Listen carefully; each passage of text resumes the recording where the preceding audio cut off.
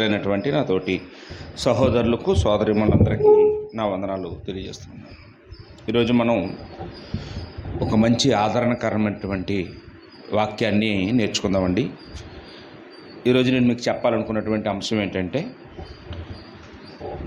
గాయపరిచి గాయాలు మాన్పే దేవుడు అనే అంశాన్ని ఆలోచించేద్దామండి. గాయపరిచి గాయాలు మాన్పే దేవుడు అంటే దేవుడి గురించి చెప్పాలంటే చాలా మాటలు ఉంటాయి. అందులో ఒక మాట, ఇది యోబు గ్రంథంలో 5వ అధ్యాయము 18వ వచనంలో యోబు స్నేహితులు మాట్లాడినటువంటి మాట అండి. అంటే యోబు స్నేహితులు చాలా జ్ఞానవంతులు, వాళ్ళు కూడా చాలా భక్తిపరులు, వాక్యం తెలిసినటువంటి వాళ్ళు. కాబట్టి దేవుని గురించి వాళ్ళకి ఎలాంటి అవగాహన ఉందో ఆ అవగాహనను యోబుతో చెప్తూ ఉన్నారండి. యోబు గ్రంథము 5వ అధ్యాయం 18వ వచనం చదువుతున్నానండి. ఆయన గాయపరిచి గాయమును కొట్టును, ఆయన గాయము చేయును, ఆయన చేతులే స్వస్థపరచును అండి. గాయం చేసేది ఆయనే, ఆయన చేతులే మరలా స్వస్థపరుస్తాయి అని. అంటే దేవుడి పట్ల ఎంత విశ్వాసం ఉందోనండి. ఈరోజు ఎంతమందికి దేవుడి పట్ల ఎలాంటి విశ్వాసం ఉందో చెప్పండి. ఏమండి, గాయాలు అనగానే మనందరికీ గుర్తొచ్చేది ఏంటంటే శరీరానికి తగిలేటటువంటి గాయాలు. ఏమండి, మనం యాక్సిడెంట్లుగా ఎప్పుడైనా పడిపోయినప్పుడు మనకి ఒంటికి దెబ్బలు తగులుతుంటాయి, తలకు దెబ్బలు తగులుతుంటాయి, కాళ్ళకి చేతులకి దెబ్బలు తగులుతుంటాయి.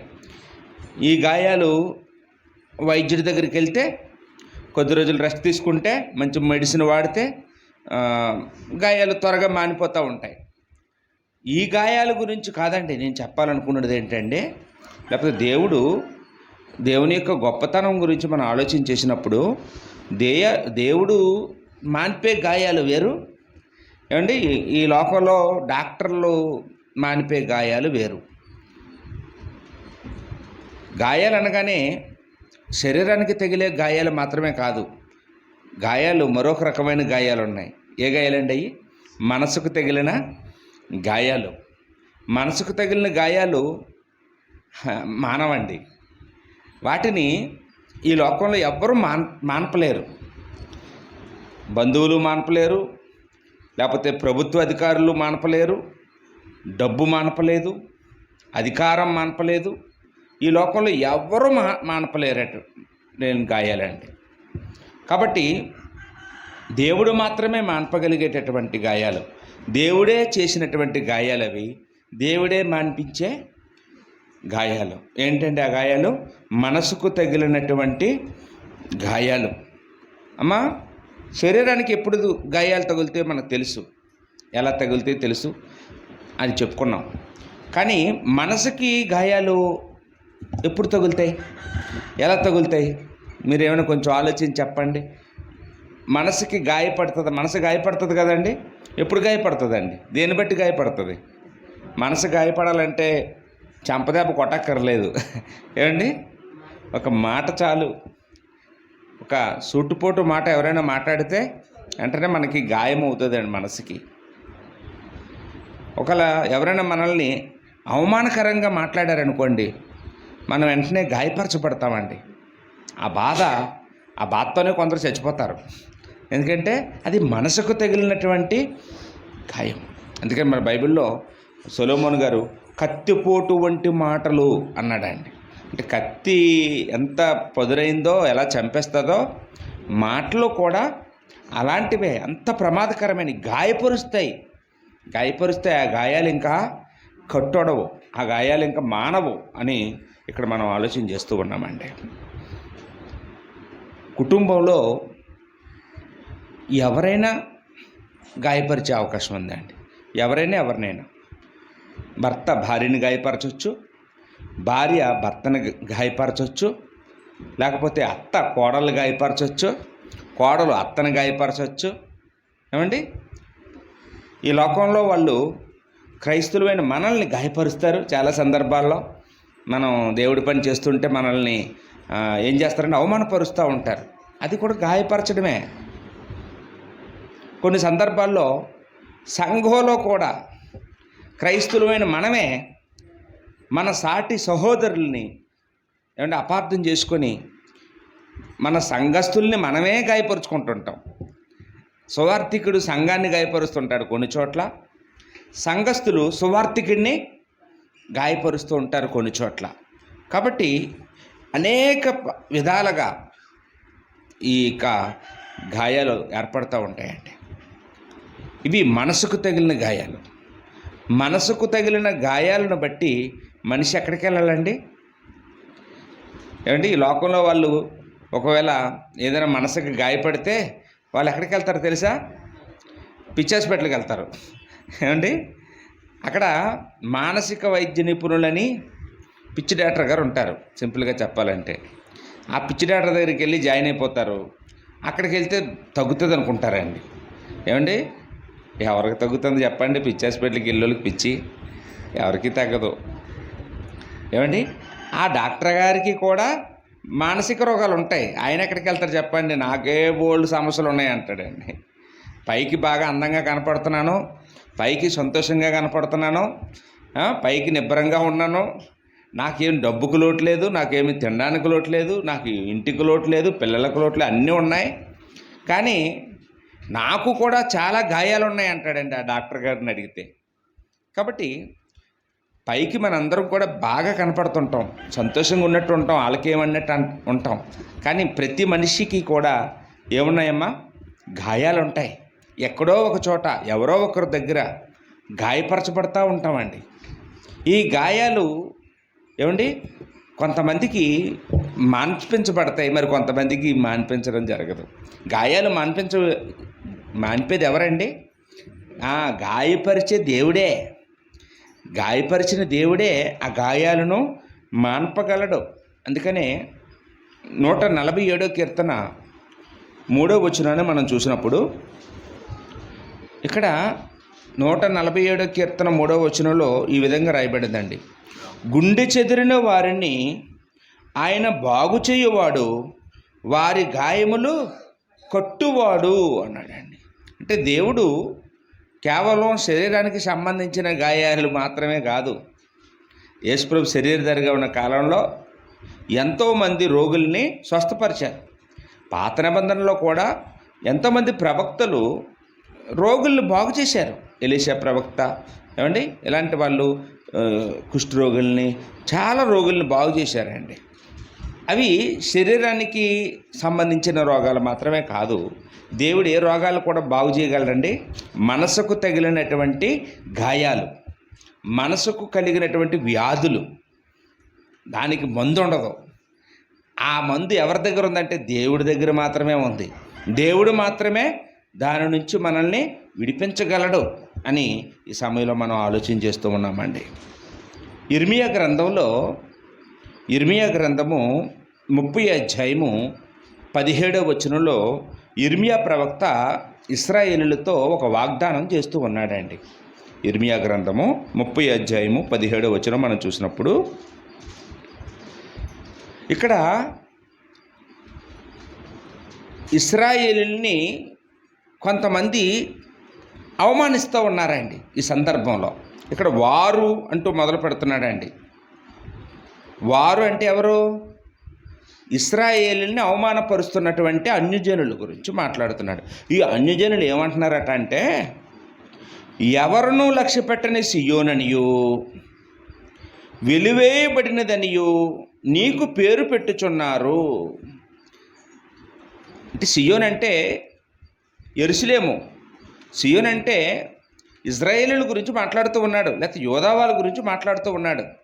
ఏమని మాట్లాడుతున్నాడు అంటే, ఇంకా అయిపోయింది, వాళ్ళ పని అయిపోయింది, ఇశ్రాయేలు పని అయిపోయింది, లేకపోతే యోధా వారి పని అయిపోయింది, దేవుడు వాళ్ళని చెరకు అప్పగించేశాడు.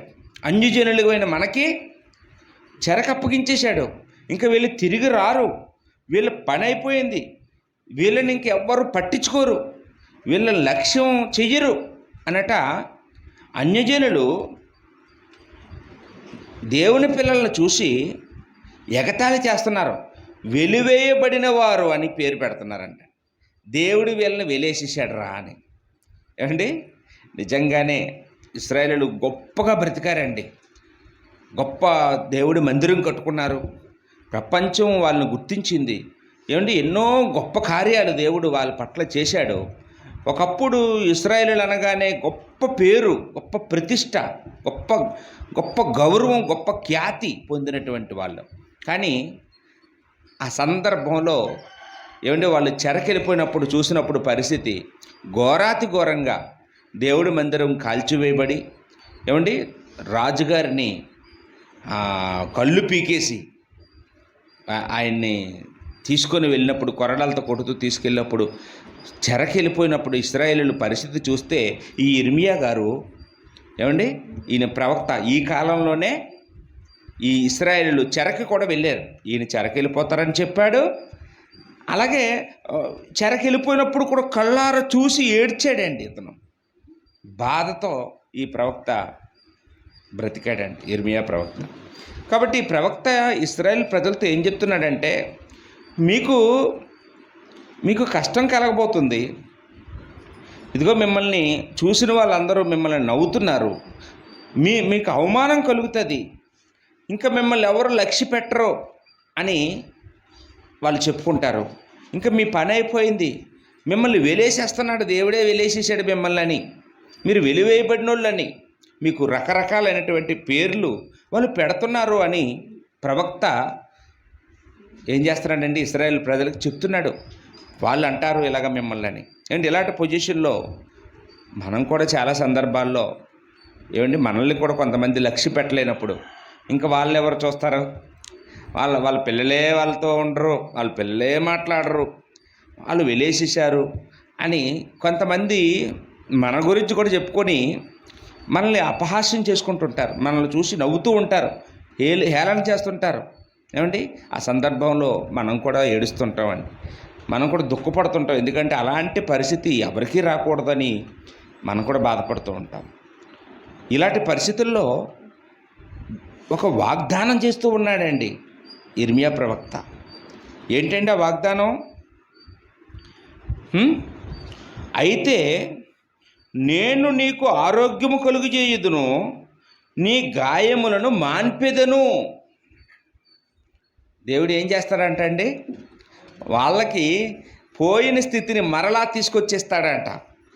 పూర్వస్థితిని, పూర్వ వైభవాన్ని, పూర్వం ఉన్న గౌరవాన్ని, ఘనతని. గాయాలంటే ఏంటంటే ఇక్కడ అవమానాలు. ఎక్కడైతే పరువు పోయిందో ఆ పోయిన పరువుని తిరిగి మరలా వాళ్ళకి తీసుకొచ్చి ఇచ్చేలాగన దేవుడు వారిని మరలా చెర నుంచి విడిపిస్తానని వాగ్దానం చేస్తున్నాడండి. ఇదిదో ఆకస్మికంగా జరిగింది కాదు. 70 సంవత్సరాల తర్వాత దేవుడు ఇశ్రాయేలుని తీసుకొస్తాడు. కానీ ఆ సంగతిని ముందుగానే ప్రవక్త చెప్పేస్తున్నాడు. ఇశ్రాయేలీయులకి ఆ పరిస్థితి రావడానికి కారణం ఏంటి? కారణం ఎవరు?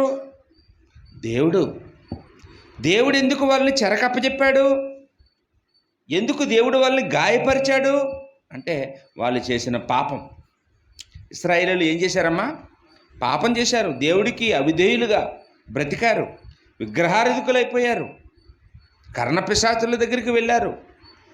కాబట్టి దేవుడు చెయ్యొద్దన్న పాపాలు చేశారు కాబట్టి, మారు మనసు పొందలేదు కాబట్టి దేవుడు వారిని ఏం చేశాడండి? గాయపరిచాడు. ఎంత అవమానించాలో అంత అవమాన పాలు చేశాడు. అన్యజనుల చేతికి అప్పగించాడు. వాళ్ళు నానా మాటలంటే అవన్నీ పడ్డారు, బానిసలుగా బ్రతికారు బబులోను దేశంలో. కానీ దేవుడు కరుణావాత్సల్యం గలవాడండి. ఆయన జాలి గలవాడు, మంచివాడు. ఎప్పుడైతే తన పిల్లలు తన వైపు మళ్ళా చూసి పశ్చాత్తాపపడి ప్రార్థిస్తారో దేవుడు వెంటనే మరలా వాళ్ళకి తిరిగి సహాయం చేసేవాడండి. అంటే తల్లి లాంటి వాడు, తండ్రి లాంటి వాడండి.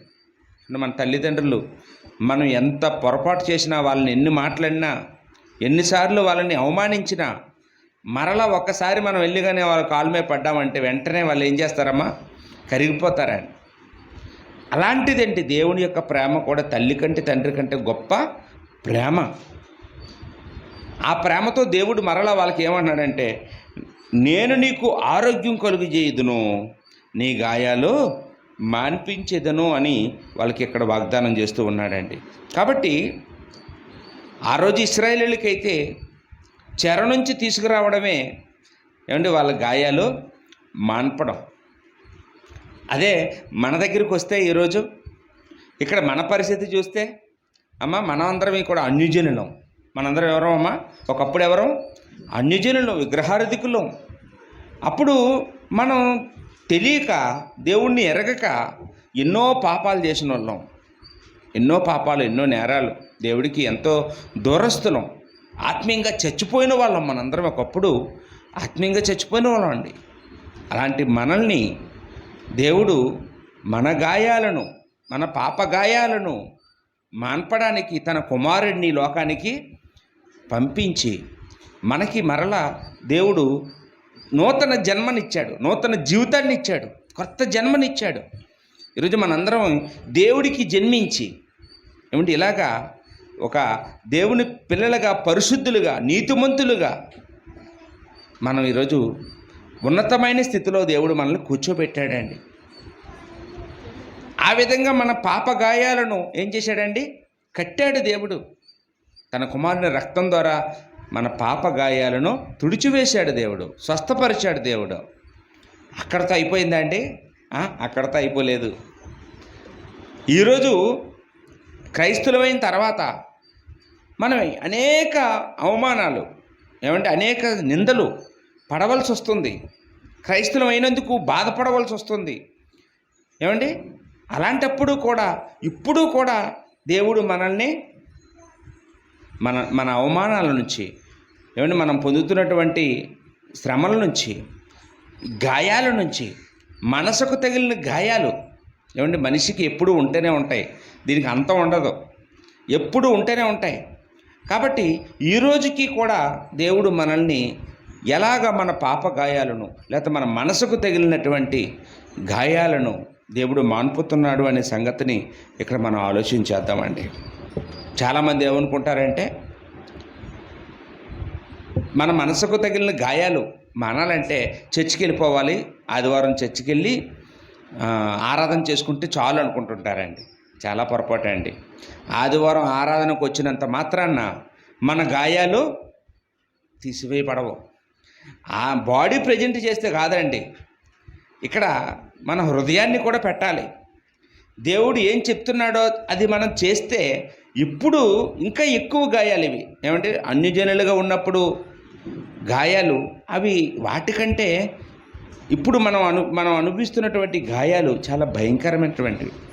ఇప్పుడు మనం ఎంతో ఓర్చుకోవాలి కాబట్టి సాతాను పెట్టే గాయాలను మనం భరించాలి, లోకం పెట్టే గాయాలు మనం భరించాలి, కుటుంబం పెట్టే గాయాలు భరించాలి. ఇన్ని చేయాలంటే మనం ఎంత ఓపిక ఉండాలండి మనకు చెప్పండి. మనం ఈ రోజుకి కూడా మనం ఎలాగా మన గాయాలు పూడ్చబడాలో, మాన్పుకోవాలో, దేవుడు సహాయం ఏ విధంగా చేస్తాడో, ఈరోజు ఎలా సహాయం చేస్తాడు మనకి అనేది ఈ సమయంలో మనం పాఠంగా నేర్చుకుందామండి. యేసుక్రీస్తు వారు కొండ మీద ప్రసంగంలో మత్తయి సువార్త 5వ అధ్యాయం మనం చూసినప్పుడు, మత్తయి సువార్త 5వ అధ్యాయము 22 నుంచి, మత్తయి సువార్త 5వ అధ్యాయము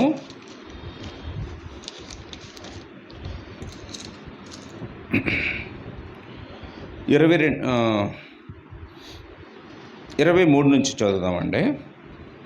కావున నీవు బలిపీఠమునొద్ద అర్పణం అర్పించుచుండగా నీ మీద నీ సహోదరునికి విరోధమేబైనను కలదని అక్కడ నీకు జ్ఞాపకం వచ్చిన ఎడల అక్కడ బలిపీఠమునెదుటనే నీ అర్పణము విడిచిపెట్టి మొదట వెళ్ళి నీ సహోదరునితో సమాధానపడము, అటు తర్వాత వచ్చి నీ అర్పణ అర్పింపుము. నీ ప్రతివాదితో నీవు త్రోవలో ఉండగానే త్వరగా వానితో సమాధాన పడము, లేని ఎడల ఒకవేళ నీ ప్రతివాది నిన్ను న్యాయాధిపతికి అప్పగించును, న్యాయాధిపతి నిన్ను బంట్రోతులకు అప్పగించును, అంతటా నీవు చెరసాలలో వేయబడదువు. కడపటి కాసు చెల్లించు వరకు అక్కడ నుండి నీవు వెలుపలికి రానేరవని నీతో నిశ్చయముగా చెప్పుచున్నాను. ఇప్పుడు మనకి తగిలే గాయాలు ఏంటండి? ఇక్కడ సమస్యలు, కలహాలు, విరోధ భావాలు ఇప్పుడు కూడా ఉంటాయా? క్రైస్తవులు అయిన తర్వాత కూడా ఉంటాయి. అప్పుడు మనం ఏం చేయాలంటమ్మా? సమాధాన పడాలి. ఎంత సమాధాన పడాలో, ఎంత త్వరగా సమాధాన పడాలో ఇక్కడ ఒక మాట చెప్పాడండి. నీ అర్పణ విడిచిపెట్టి మొదట వెళ్ళి నీ సహోదరుడు నీ మీద నేరం చేసినవాడు, నీ తప్పు లేదు కానీ అవతల వాళ్ళదే తప్పు అయినా సరే కానీ నువ్వే వెళ్ళి నీ సహోదరుడితో సమాధానం పడి అప్పుడు నువ్వు రావాలి, అప్పుడు వచ్చి అర్పణ అర్పించాలి అంటున్నాడు. అంటే దేవుణ్ణి ఆరాధించడం కంటే ఏది గొప్పదండి? సమాధాన పడడం. సమాధాన పడకుండా ఆరాధన చేసుకోవడం గొప్పది కాదు. సమాధాన పడొచ్చి ఆరాధన చేసుకోవడం దేవుడి దృష్టికి ఎంత గొప్ప ఆరాధన అండి అది. కాబట్టి మనందరమీ కూడా ఈరోజు ఎలాగా మనం మన గాయాలు కట్టుకోవాలి అంటే సమాధానంగా బ్రతికి. దేవుడు మన గాయాలు ఏ విధంగా కడతాడంటే సమాధానపరిచి. ఈ లోకంలో వాళ్ళకి ఈ సీక్రెట్ తెలియదండి. ఈ లోకంలో వాళ్ళకి ఎవరు చెప్పరు. ఈ లోకంలో వాళ్ళందరూ అసమాధానంగా బ్రతుకుతున్నారండి. క్రైస్తవులమైన మనకి మాత్రమే దేవుడు సమాధానాన్ని నేర్పిస్తూ ఉన్నాడండి. ప్రస్తుతం ఏమండి, 2 దేశాల మధ్యన సమాధానం ఉందా? పాకిస్తాన్కి, ఇండియాకి సమాధానం లేదు. పక్కనే ఉన్న చైనాకి, మన ఇండియాకి సమాధానం లేదండి. సమాధానం లేని దేశాల మధ్యన మనం బ్రతుకుతున్నాం. సమాధానం లేనటువంటి రాష్ట్రాల మధ్యన బ్రతుకుతున్నాం. సమాధానం లేనటువంటి గ్రామాలను మనం చూస్తున్నాం. సమాధానం లేనటువంటి కుటుంబాలను మనం చూస్తున్నామండి. సమాధానం లేని సంఘాలను మనం చూసామండి. 2 సంఘాలకి సమాధానం లేదు ఈ రోజున. అంతెందుకండి, ఒకే కుటుంబానికి చెందినటువంటి 2 వ్యక్తులకి ఏం లేదమ్మా, సమాధానం లేదండి. అంటే వాళ్ళు అసలు క్రీస్తులో ఉన్నారా లేదా? లోకంలో ఉన్నారంటే పోన్లే, వాళ్ళకి సమాధానం ఉండదు. కానీ ఒక క్రైస్తవ కుటుంబంలో ఉండి, అది ఒకే కుటుంబానికి చెందిన వారై ఉండి సమాధానం లేకపోవడం అనేది ఎంత ప్రమాదకరం చూడండి. అంటే సమాధానం లేదంటే ఏముందమ్మా? గాయం ఉంది. ఏముందమ్మా? గాయం. అది మనసుకు తగిలిన గాయం. కొంచెం తగ్గించు మాస్టర్, తగ్గించు కొంచెమే. మనసుకు బాగా తగ్గించు. మనసుకు తగిలిన గాయం అండి అది. మనసుకు తగిలిన గాయం. అలాంటి వాళ్ళకి ఏముండదమ్మా? మనశ్శాంతి ఉండదు, ప్రశాంతత ఉండదు, తిండి తిన్నా ఆకలి పుట్టదు, పడుకున్నా నిద్ర పట్టదు. కారణం ఏంటండి? గాయం. మనసు గాయపడింది, మనసుకు దెబ్బ తగిలింది. కాబట్టి ఈరోజు మనం ఎలాగ మన గాయాలు కట్టుకోవాలి? మరలా ఈరోజు కూడా దేవుడే వచ్చి మన గాయాలు కట్టడానికి తన కుమారుని మళ్ళీ పంపిస్తాడా? అది అయిపోయిందండి. పాప గాయాలను కడగడానికి తన కుమారుని పంపించాడు. ఆయన శిలువ మరణం పొంది తన రక్తం ద్వారా మన పాప గాయాలు కడిగాడు. ఈరోజు మనం సంఘంలోకి వచ్చాం, మనం దేవుని పిల్లలుగా బ్రతుకుతున్నాం. అయినా సరే మనకు అవమానాలు వస్తున్నాయి, నిందలు వస్తున్నాయి, శ్రమలు వస్తున్నాయి. ఎంతో వ్యతిరేకత వస్తుంది. ఆ రోజు ఇశ్రాయేలుని ఎలాగ అవమానించారో, వీళ్ళ పని అయిపోయింది, వీళ్ళు దేవుడు వెలేశాడు, లక్ష్య పెట్టాడు అని వాళ్ళు ఎలాగైతే వాళ్ళు ఎగతాళి చేశారో, అలాగే ఈ రోజుకి కూడా మనల్ని చూసిన వాళ్ళు కూడా ఎగతాళి చేస్తుంటారు. ఈ సమయంలో మనం ఎలాగ మన గాయాలను దేవుడు కట్టబోతున్నాడు అనే సంగతి మనం ఆలోచన చేయాలండి. ఎలా కట్టబోతున్నాడో తెలుసా అండి? యేసుప్రభు చెప్పినట్టుగా మనం బ్రతికితే అప్పుడు మన గాయాలను దేవుడు కడతాడండి. చూడండి ఒకసారి అపోస్తలుడైన పౌలు రోమీయులకు రాసిన పత్రికలో 12వ అధ్యాయము 17వ వచనం నుంచి మనం చూద్దామండి. రోమాపత్రిక 12వ అధ్యాయము. అంటే ఈ రోమాపత్రిక 12వ అధ్యాయము పౌలు గారు ఎక్కడి నుంచి చెప్పారండి? యేసుప్రభు దగ్గర నేర్చుకునియే. యేసుక్రీస్తు వారు ఆయనకు ప్రత్యక్షమై ఆ రోజు కొండ మీద చేసిన ప్రసంగాన్ని ఈయనకి నేర్పించారు. ఈయన దాన్ని ఈ రోమా సంఘానికి చెప్తూ ఉన్నారండి. రోమపత్రిక 12:17 చదువుతున్నానండి. ఇక్కడ ఏమన్నాడంటే, కీడుకు ప్రతి కీడుని ఎవనికిని చెయ్యవద్దు, మనుషులందరి దృష్టికి యోగ్యమైన వాటిని గురించి ఆలోచన కలిగి ఉండుడి. ఏమంటున్నారమ్మా?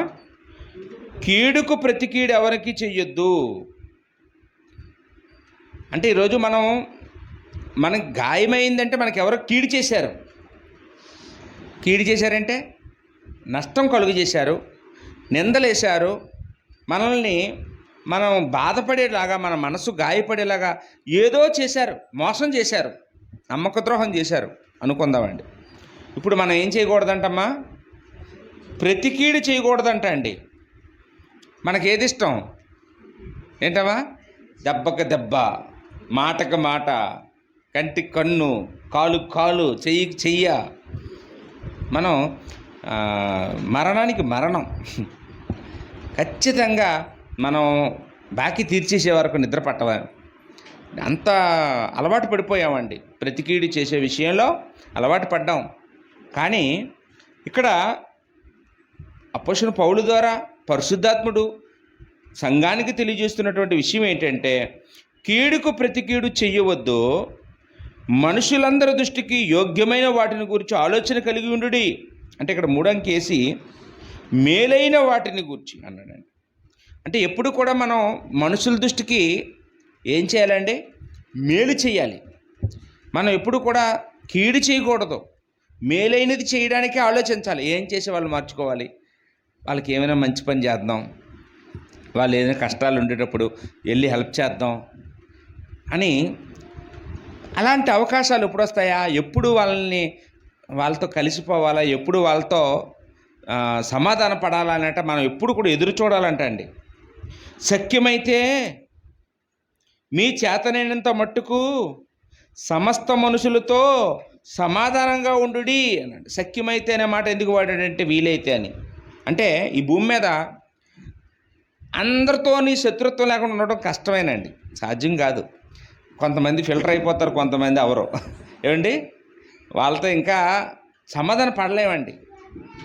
మనం ఎంత సమాధానం పడాలని చూసినా వాళ్ళు పడరు. కాబట్టి ఇంకా వాళ్ళు ఎప్పటికీ కూడా శత్రువులుగా మిగిలిపోతారండి. అందుకని ఇక్కడ పౌలు ఏమన్నారండి? శక్యమైతే అంటే అవకాశం ఉన్నంత మట్టుకు, మీ ఓపికన్నంత మట్టుకు మీరు ప్రయత్నం చేయండి. సమస్త మనుషులతోని కూడా మీరు సమాధానంగా ఉండుడి. ప్రియులారా, మీకు మీరే పగ తీర్చుకొనక దేవుని ఉగ్రతకు చోటు ఇవ్వండి. మీరే పగ తీర్చేసుకోకండి, దేవుడు పగ తీర్చుకుంటాడు, ఆయనకు ఒక అవకాశం ఇవ్వండి అన్నాడు. మనమైతే చిన్న దెబ్బ కొడతాం, దేవుడు కొడితే ఇంకా దేవుడి చేతిలో పడుట బహుభయంకరం అన్నాడు హెబ్రీ పత్రికలో. జీవం గల దేవుడి చేతిలో పడ్డం మనం ఏం చేయగలమండి? దేవుడు ఏదైనా చేయగలడు, సమస్తం ఆయన చేతిలో ఉంది. ఏమండి? ఆత్మను దేహమును కూడా నరకంలో వేయగలడు, అంత గొప్పవాడు. కాబట్టి మనం దేవుడికి అప్పగించమని చెప్తున్నాడండి. అప్పుడు నేనే ప్రతిఫలం ఇత్తునని ప్రభు చెప్తున్నాడు. పగ తీర్చుట నా పని, నేనే ప్రతిఫలం ఇత్తునని ప్రభు అని రాయబడి ఉన్నది. కాబట్టి నీ శత్రువు ఆకలిగొని ఉంటే అతనికి భోజనం పెట్టు, దప్పికొని ఉంటే దాహమేమో, అలాగు చేయుట వలన అతని తల మీద నిప్పులు కుప్పలుగా పోయుదువు. ఏమంటే శత్రువు తల మీద నిప్పులు పోసేయాలని అందరికీ ఉంటుంది. కానీ ఆ అవకాశం ఎలా వస్తుందండి? వాళ్ళ ఆకలితో ఉన్నప్పుడు అన్నం పెట్టామనుకోండి, అదండి నిజంగా వాళ్ళు నిప్పులు పోస్తే ఎంత మండిపోద్దో. మనకు అన్యాయం చేసిన వాళ్ళ దగ్గరికి వెళ్ళి మనం అన్నం పెట్టామనుకోండి, వాళ్ళ కష్టాలు ఉండేటప్పుడు ఖచ్చితంగా ఏమవుతారండి? వాళ్ళు మారిపోతారండి. ఇంత మంచి వాళ్ళకా నేను ఇంత ద్రోహం చేశాను, ఇలాంటి వాళ్ళకా, ఇంత యథార్థవంతులకా, ఇంత ప్రేమగల వాళ్ళకా నేను ఈ నష్టం కలుగు చేశానని కుమిలిపోతారంటండి. నిప్పులు పోసేస్తే ఎంత మండిపోతుందో ఒళ్ళంతా, వాళ్ళకి అంతలాగా తన మీద తనకు అసహ్యం పుట్టి ఏమవుతారండి? మారిపోతారండి, మారు మనసు వస్తుంది. అంటే ఇంత శక్తి ఉంటుందా మనిషిలోనంటే? ఉందండి. శత్రువుని క్షమించగలమా? క్షమించగలం. యేసుప్రభు క్షమించారండి శత్రువుల్ని? ఆ! ఇస్కరియోతు యోధా పాదాలు కడిగాడు, ఆయన శత్రువు అని తెలిసే. శిలువ మీద ఉండి ఆయన గాయాలు పరిచినటువంటి, ఆ చేతుల్లో శూలాలు కొట్టినటువంటి ఆ సైనికుల్ని క్షమించమని దేవుడికి ప్రార్థన చేశాడా? చేశాడండి. తండ్రి వీళ్ళు తెలియక చేస్తున్నారు, క్షమించండి. అది గొప్ప సంగతి అండి. అయితే మనం ప్రారంభంలోనే మనం శత్రువులు క్షమించలేము. అది ఆఖరణ. ఈరోజు మనం ఇంట్లో మన అమ్మనే క్షమించట్లేదు, మన నాన్ననే క్షమించట్లేదు, మన పిల్లల్నే మనం క్షమించలేకపోతున్నాం. శత్రువులు ఎప్పుడు క్షమిస్తాం చెప్పండి? చిన్న చిన్న సమస్యలనే మనం పెద్ద భూతద్దంలో పెట్టి చూసుకొని మనం మనుషులు దూరం చేసుకుంటున్నాం.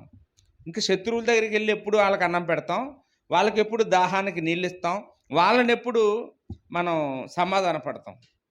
అది చిట్ట చివరన చేసే పనే. కానీ ఈ లోకంలో మన గాయాలు ఎలా కట్టబడతాయో యేసుప్రభు చెప్పారు. దాన్నే పౌలు గారు కూడా చెప్పారండి. ఈ లోకంలో మనల్ని ఎవరైనా గాయపరిస్తే ఆ గాయాలు ఎలాగొచ్చాయంటే దేవుడికి తెలిసే వచ్చాయి. దేవుడే మనకి ఆ గాయాలు చేస్తూ ఉన్నాడు. దేవుడే ఆ గాయాలను మరలా కడతాడు. ఇప్పుడు దేవుడు ఎలా కడతాడు అంటే, ఇదిగో దేవుడు మనకి ఏం చెప్తున్నాడంటే ఆయన చెప్పినట్టు చెయ్యాలి. అది కూర్చొని చర్చిలోకి వచ్చి వెళ్ళిపోతే దేవుడు మన గాయాలు కట్టడం. ఈరోజు మనకు ఎవరైనా అవమానించారనుకోండి, దేవుడు ఎలాగండి మన గాయాలు కడతాడో?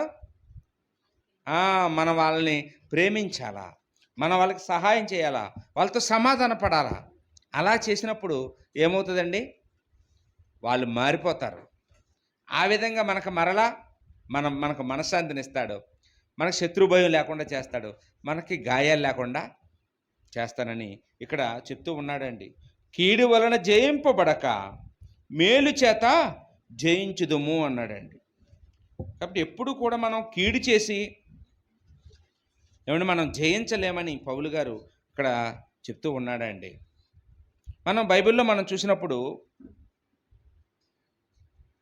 చాలా ఉదాహరణలు ఉన్నాయండి. చాలామంది ఇలా చేసి జయించారు, వారికి ఉన్నటువంటి గాయాలు కట్టుకున్నారు. మచ్చుకి ఈరోజు మనం ఒక వ్యక్తి గురించి కొంచెం పరిశీలన చేద్దామండి. ఆయన ఎవరంటే యోసేపు చరిత్ర మీరు ఎన్నోసార్లు వినే ఉంటారండి, మీకు తెలియని చరిత్ర ఏం కాదు. యోసేపు 11వ సంతానం అండి. తన తండ్రికి యాకోబుకి 11వ సంతానం ఎవరమ్మా? యోసేపు. ఇష్టమైన భార్య రాహేలుకి జన్మించినవాడు, ప్రేమించిన భార్యకి పుట్టినోడు ఇతను.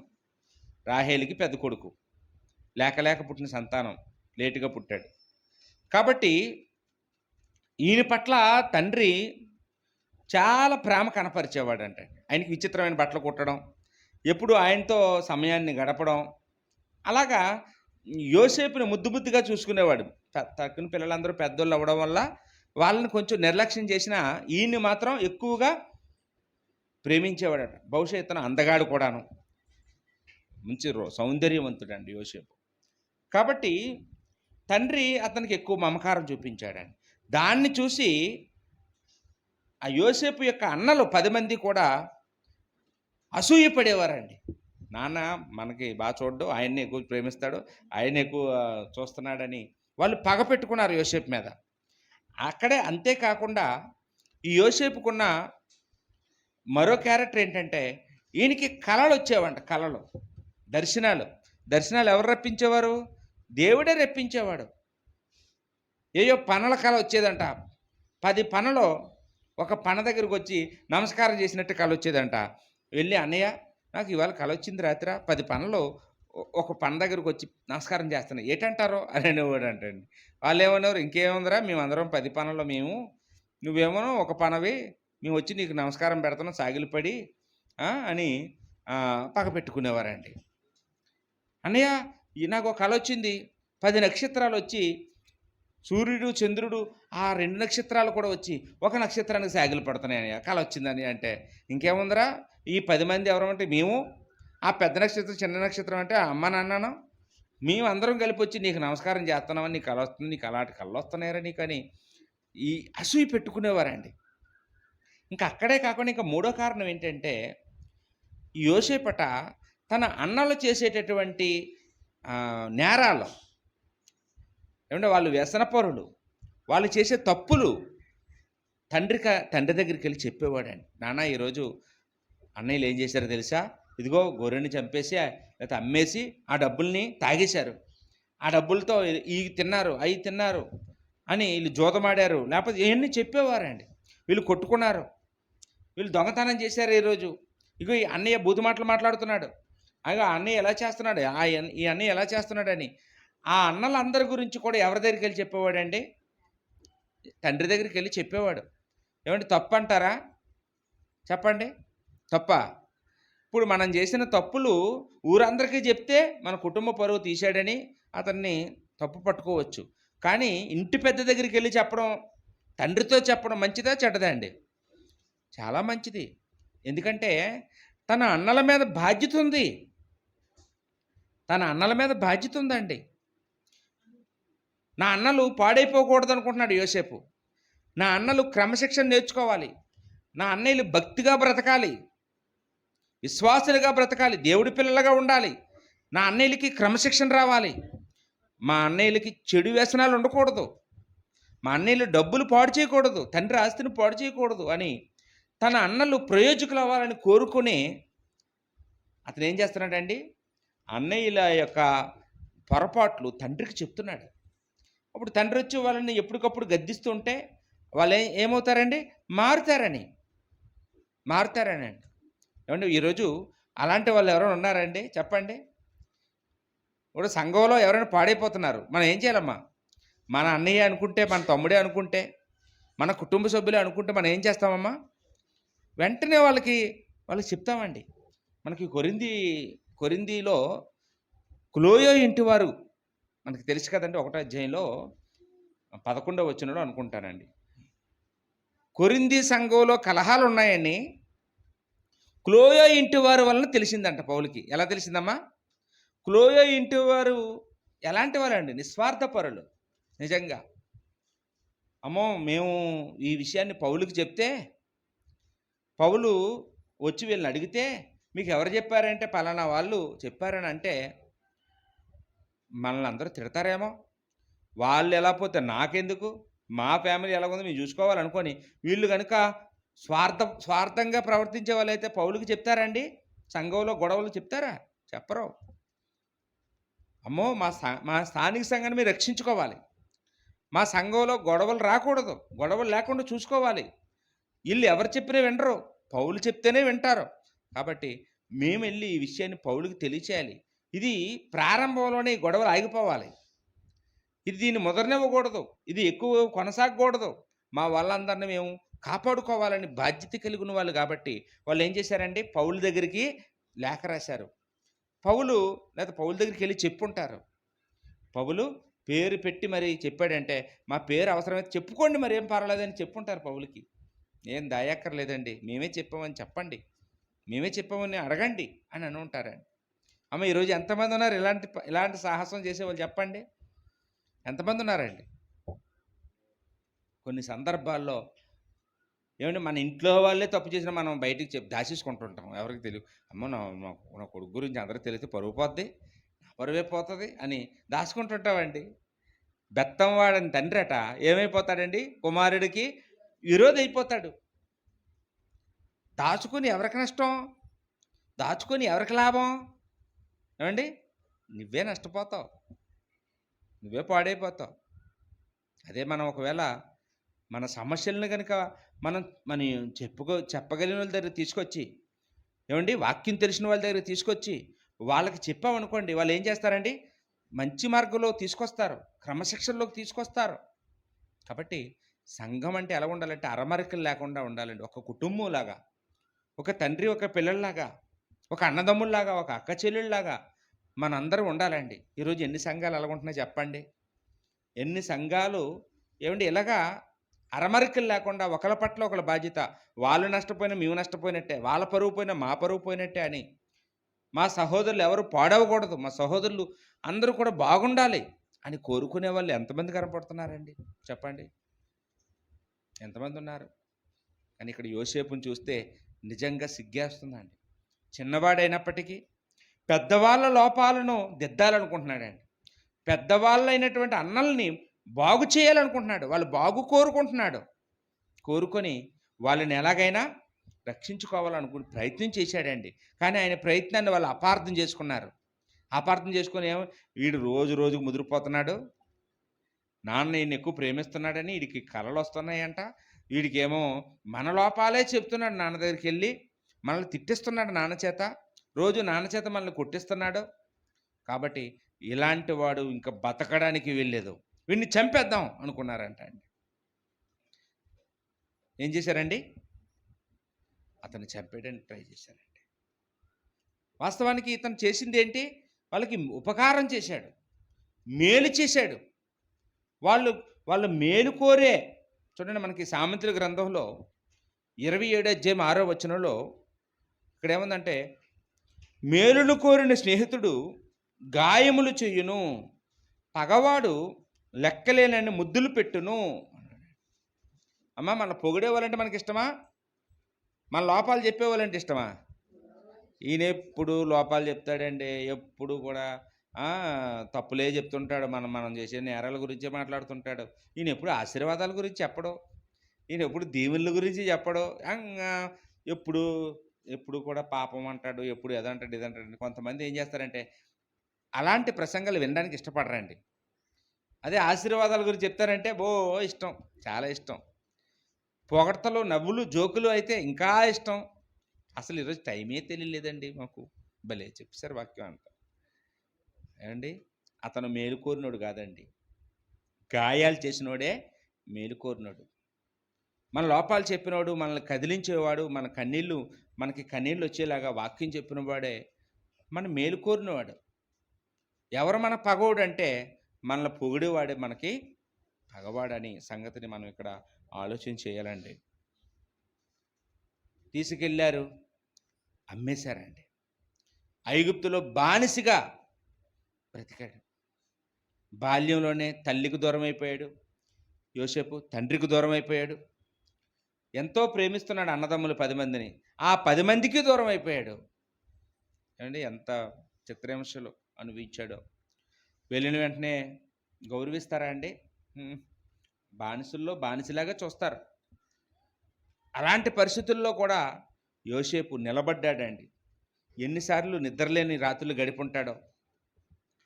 అమ్మ ఎన్ని రోజులు గుర్తొచ్చి ఉంటుందో, నాన్న ఎన్నిసార్లు గుర్తొచ్చి ఉంటాడో, అన్నయ్యలు గుర్తొచ్చినప్పుడల్లా ఎంత ఏడ్చి ఉంటాడు. ఏంటి మా అన్నయ్యలు ఎలా చేశారేంటి? నేను ఎంత ప్రేమిస్తే నన్ను అర్థం చేసుకోలేదు, నన్ను అపార్థం చేసుకున్నారు, నేను వాళ్ళు మంచి కోరుతుంటే నన్ను శత్రువుని అనుకున్నారేంటి, అయినా అలా ఎలాగ అమ్మగలిగారు, వాళ్ళకి ఎలా చేతులు వచ్చాయని ఎంత ఏడ్చుంటాడో.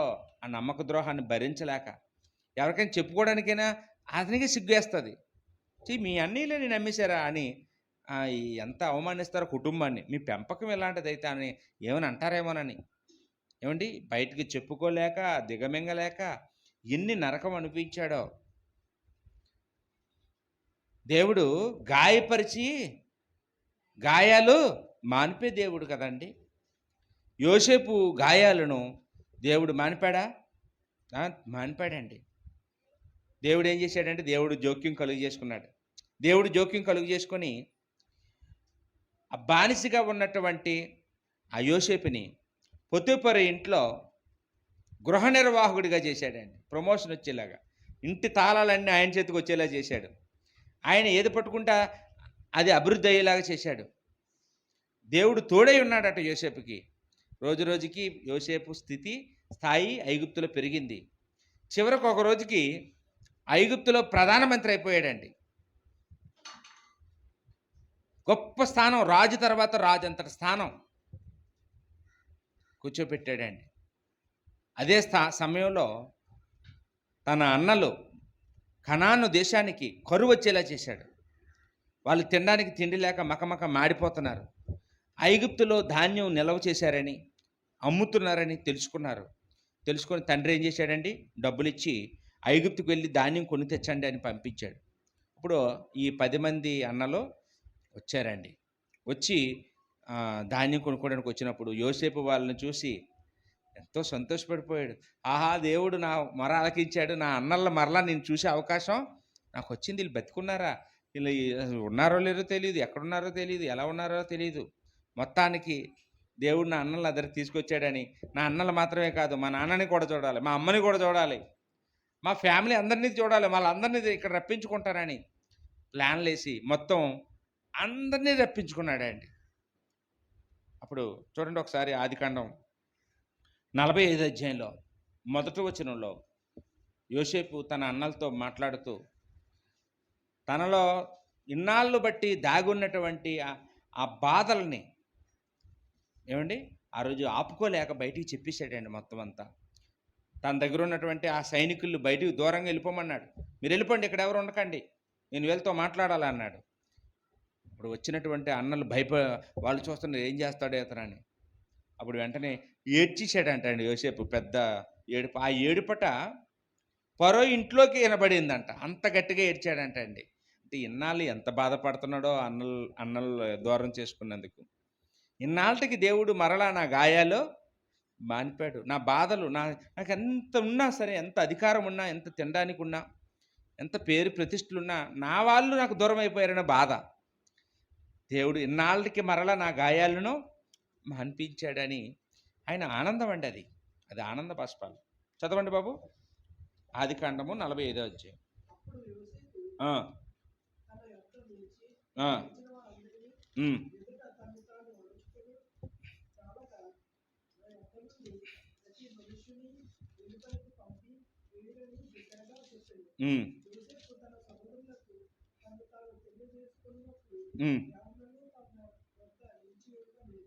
అందరినీ అంటే అక్కడ ఉన్న ఐగుప్తి సైనికులు పంపించేశాడండి.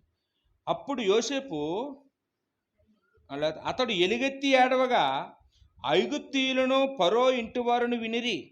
ఎంత పెద్ద శబ్దం విన్నా, ఫరో కుటుంబ సభ్యులు కూడా విన్నారంటే, ఐగుప్తీయులు చాలామంది విన్నారంటే ఎంత గట్టిగా ఏడ్చాడో. ఎందుకు ఏడ్చాడండి? తిండి లేక బట్టలేక కాదు, ఆనంద బాష్పాలు ఇవి. ఇన్నాళ్ళకి నా అన్నాళ్ళు చూసే బాగా ఎంత ఏడ్చానో ఇన్ని రోజులు, ఇన్నాళ్ళు వీళ్ళకి దూరం అయిపోయానని ఎంత బాధపడ్డానో, దేవుడు మరల మా కుటుంబాన్ని నా దగ్గరికి చేరుస్తున్నాడని ఆనందం అండి. అప్పుడు యోసేపు, నేనే యోసేపుని, నా తండ్రి ఇంకా బతికున్నాడని వారిని అడిగినప్పుడు అతని సహోదరులు అతని సముఖమందు తొందరపడి అతనికి ఉత్తరం ఇయ్యలేకపోయారు. అంటే వాళ్ళేమో భయపడుతున్నారు, ఏంటి ఇతను కానీ మనల్ని చంపేస్తాడేంటి, ఇతనా చిన్నప్పుడు మనం అన్యాయం చేసాం కదా, వీడు ఈ స్థితిలో ఉన్నాడు, ఇప్పుడు మనల్ని ఏం చేస్తాడో, మనం చేసిన ఒక్కొక్క తప్పుకి ఎన్ని దెబ్బలు వేస్తాడో అని, ఎంత చిత్రహింసలు చేస్తాడో అని భయపడిపోతున్నారండి వీళ్ళు. అప్పుడు అంతటి యోసేపు, నా దగ్గరికి రండి అని తన సహోదరులతో చెప్పి వారు అతని దగ్గరికి వచ్చిరి. అప్పుడు అతడు, ఐగుప్తునకు వెళ్ళినట్లు మీరు అమ్మివేసిన మీ సహోదరుడైన యోసేపును నేనే, అయినను నేను ఇక్కడికి వచ్చినట్లు మీరు నన్ను అమ్మివేసినందుకు దుఃఖపడకుడి, అది మీకు సంతాపము పుట్టింపనీయుకుడి. ప్రాణరక్షణ కొరకు దేవుడు మీకు ముందుగా నన్ను పంపించెను. మీరు పంపించారని అనుకుంటున్నారు, మీరు నన్ను పంపలేదు, దేవుడే నన్ను ఇక్కడికి ముందుగా తీసుకొచ్చి పెట్టాడు. గాయపరిచినోడు ఎవరు? దేవుడే. గాయాలు మానిపేవాడు కూడా దేవుడే. మీ పాత్ర లేదు, మీ పాత్ర చాలా చిన్న పాత్ర. చేసిందంతా ఎవరు? దేవుడే చేశాడు ఇదంతా. ఆ రోజు అలా చేయకపోతే ఈరోజు మీ ప్రాణాలన్నీ చనిపోయేవి. ఎందుకంటే మీకు అన్నం లేక చచ్చిపోయేవారు మన వాళ్ళంతా. మీ అందరికి ఆహారం పెట్టడానికి దేవుడు నన్ను ఇక్కడికి తీసుకొచ్చాడు, మీ తప్పేవి లేదని అంటున్నాడండి. ఇది ఎంత గొప్ప దూరం ఆలోచించాడు చూడండి. 2 సంవత్సరాల నుండి కరువు దేశంలో ఉన్నది, సేద్యమైనను కోతైనను లేని సంవత్సరములు ఇంకా 5 వచ్చును. అంటే ఇప్పుడు 2 సంవత్సరాలకే మీరు మకమకలాడిపోతున్నారు, ఇంకా 5 సంవత్సరాలు ఇలాంటి పరిస్థితి వస్తుంది. మిమ్మను ఆశ్చర్యముగా రక్షించి దేశంలో మిమ్మల్ని శాసముగా నిలుపుటకును ప్రాణముతో కాపాడుటకును దేవుడు మీకు ముందుగా నన్ను పంపించును. కాబట్టి దేవుడే కానీ మీరు నన్ను ఇక్కడికి పంపలేదు. దేవుడే నాకు ఈ కష్టాలన్నీ పెట్టాడు, మీరు కాదు. ఇవన్నీ గాయాలే. ఈ గాయాలన్నీ చేసింది దేవుడు, మానిపేది కూడా దేవుడే అని చెప్తున్నానండి. ఆయన నన్ను ఫరోకు తండ్రిగా, అతని ఇంటి వారికి అందరికీ ప్రభువుగాను, ఐగుప్తు దేశం అంతటికి ఏలికగాను నియమించును. మీరు త్వరగా ఇంటికి వెళ్ళి నాన్నని తీసుకురండి, మన వాళ్ళందరినీ తీసుకురండి. ఏమండి ఎంత ఆనందమో చూడండి. 50 అధ్యాయానికి వచ్చినప్పుడు ఆదికాండము 50 అధ్యాయము 19 వచనం చూడండి. యోసేపు, భయపడకుడి, నేను దేవుని స్థానమందు ఉన్నానా? మీరు నాకు కీడు చేయను ఉద్దేశించిదిరు కానీ నేటి దినమున జరుగునట్లు, అనగా ప్రజలకు బ్రతికించినట్లుగా అది మేలికే దేవుడు ఉద్దేశించును. కాబట్టి భయపడకుడి, నేను మిమ్మను మీ పిల్లలను పోషించదనని చెప్పి వారిని ఆదరించి వారితో ప్రీతిగా మాట్లాడెను. మొత్తం 75 మంది వచ్చారంట అండి. అంటే 70 మంది వచ్చారు. యోసేపు ఫ్యామిలీ, ఆ యోసేపు ఫ్యామిలీతో కలిపి 75 మంది. అంటే 75 మందిని ఆ కరువు 7 సంవత్సరాలు కూడా కరువు అనిపించకుండా కాపాడాడు. తర్వాత యోసేపు చనిపోయాడు. యోసేపు చనిపోయిన తర్వాత 430 సంవత్సరాలు ఐగుప్తులో వాళ్ళు గొప్ప జనాంగంగా పెరిగారండి. వెళ్ళింది 75 మంది మొత్తం, కానీ అంత గొప్ప సైన్యం, గొప్ప జనాంగం అయ్యారండి. దీని అంతటి వెనక ఎవరున్నారండి? దేవుడు. గాయపరిచింది ఎవరో? యోసేపుని దేవుడే. గాయాలు మాన్పించింది ఎవరో? దేవుడే. యోసేపు ఏం చేశాడంటే, ఏమైనా పగ పెట్టుకున్నాడా? కీడు చేసిన వాళ్ళకి ప్రతి కీడు చేశాడా? చేయలేదు. ఈరోజు మనకి కూడా కీడు జరుగుతుంటుంది అప్పుడప్పుడు. మనల్ని ఎవరో అవమానిస్తారు, మనల్ని ఒక మాట అంటారు, ఏమంటే మనల్ని ఏడిపిస్తారు, నష్టం కలుగు చేస్తారు, నిందలేస్తారు, అవమానాలు చేస్తారు. అప్పుడు మనం ఏం చేయాలంటే తిరిగి కీడు చేయాలా? కీడు చేయకుండా ఉంటే దేవుడు మనకి కూడా ఏం చేస్తాడమ్మా? మేలు చేస్తాడు. మనం ఏం చేయాలి? వాళ్ళ ఆకలితో ఉన్నప్పుడు ఆహారం పెట్టడానికి ప్రయత్నం చేయాలి. దప్పికొని ఉన్నప్పుడు దాహానికి నీళ్ళు ఇవ్వాలి. అలా చేస్తే ఏమవుతుందంట అండి, మనం కీడు చేయక్కర్లేదు, వాళ్ళంతలో వాళ్ళే బాధపడతారు, కుమిలిపోతారు, నిప్పులు పడినంత కుమిలిపోతారు.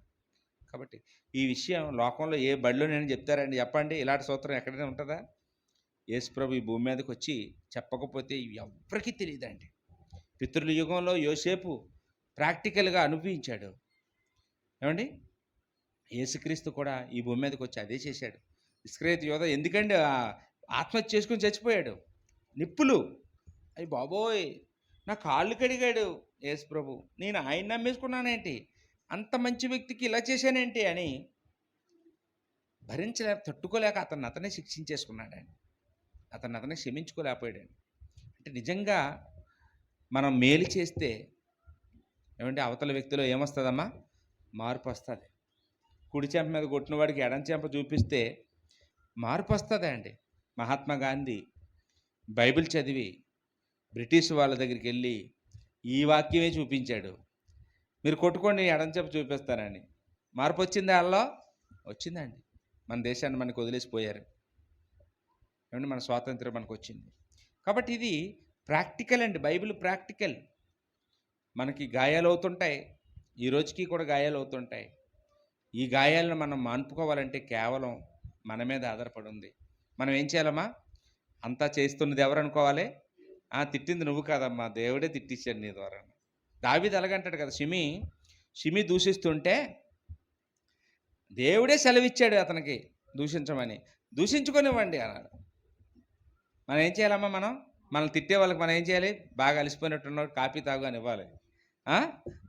ఈ స్వీట్లు తీసుకో, మళ్ళీ సాయంత్రం మళ్ళీ రేపు తిట్టాలి కదా నన్ను. అలాగంటే ఖచ్చితంగా ఏమవుతారండి, అవతల వాళ్ళలో ఏదో ఒకరోజు మార్పు వస్తుంది. ప్రయత్నించేద్దాం. అలా కాకుండా ఏమండి, మనం ఏమి చేయకుండా మనం కేవలం వాక్యం వినేవాళ్ళుగానే ఉంటే మన గాయాలు అనిపించబడవండి. మనం దేవుడు కోరుకున్నట్టుగా మనం జీవిస్తే ఖచ్చితంగా మన గాయాలు మాన్పించబడతాయి. మనశ్శాంతిగా బ్రతుకుతాం, సమాధానంగా బ్రతుకుతాం. నేను ఎవరికి శత్రువుని కాదు, నాకెవరో శత్రువులు లేరన్నట్టుగా బ్రతుకుతామండి. అలాంటి జీవితమే పరలోక రాజ్యానికి వెళ్తుందండి. అలాంటి జీవితం మనందరం సంపాదించుకోవడానికి ప్రయత్నించేద్దాం. ఓపికగా వాక్యమని మీకు వందనాలు చెల్లిస్తూ ముగిస్తున్నాను.